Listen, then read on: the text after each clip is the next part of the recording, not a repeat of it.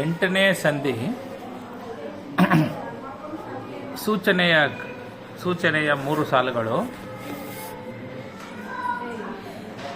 ವಾಯುಸುತನ ಅರಮನೆಯ ಕೌರವ ರಾಯ ಕೃತಕವ ಕಳೆದು ಹೊಕ್ಕನು ತಾಯಿ ತಾಯಿಯೊಡನೆ ಒಡಹುಟ್ಟಿದವರು ಸಹಿತ ಮಹಾ ಅನಾಂತರವ. ಅಂದರೆ ಕೌರವನು ರಚಿಸಿದ ಕೃತಕವಾದ ಉರಿಮನೆ ಅಂದರೆ ಅರಗಿನ ಮನೆಯ ಅಪಾಯವನ್ನು ತಪ್ಪಿಸಿಕೊಂಡು ಕುಂತಿದೇವಿ ಮತ್ತು ತನ್ನ ಸಹೋದರರೊಡನೆ ಭೀಮನು ದಟ್ಟವಾದ ಕಾಡನ್ನು ಹೊಕ್ಕನು.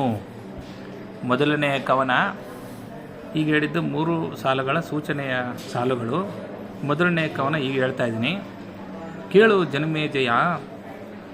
ದರಿ ತ್ರಿಪಾಲ ಗಜನಗರಿಯಲ್ಲಿ ಕೌರವರಾಳ ಪಾಂಡವರಾಳ ಸೆಣಸಿನ ಕಾಳುಮೆಟ್ಟುಗಳ ಸೋಲು ಮತ್ಸರ ಬಿರಿದು ಪಾಡಿನ ಚೂಳಿಗಳಹದ ಕದಡು ಜೂಜಿನ ಒಳರೊಳು ತೋಟಿ ಮಸಗಿತು ದಿವಸದಲ್ಲಿ. ಅಂದರೆ ಜನಮೇಜಯನೇ ಕೇಳು, ಹಸ್ತಿನಾವತಿಯಲ್ಲಿ ಕೌರವರು ಪಾಂಡವರು ಕಾಲು ಮೆಟ್ಟಿ ಸೆಣಸಲಾರಂಭಿಸಿದರು. ಮತ್ಸರ ತಮ್ಮ ಬಿರುದುಗಳನ್ನು ಹೊಗಳಿಸಿಕೊಳ್ಳುವುದು, ಗುಂಪುಗಟ್ಟಿಕೊಂಡು ಜಗಳವಾಡುವುದು, ಒಬ್ಬರ ಮೇಲೊಬ್ಬರು ಸ್ಪರ್ಧೆ ಮಾಡಿ ಒಳಗೆ ಮತ್ಸರದಿಂದ ಮೇಲೆ ಬೀಳುವುದು, ಇವು ದಿನದಿಂದ ದಿನಕ್ಕೆ ಹೆಚ್ಚುತ್ತಾ ಹೋದವು. ಎರಡನೆಯ ಕವನ, ಬೀದಿ ಗಲಹದ ಕದಡು ಬೀಡಿನ ಲೈದೆ ಹಬ್ಬಿತು ಬೀಡುಗಲಹದ ಕೈದೊಳು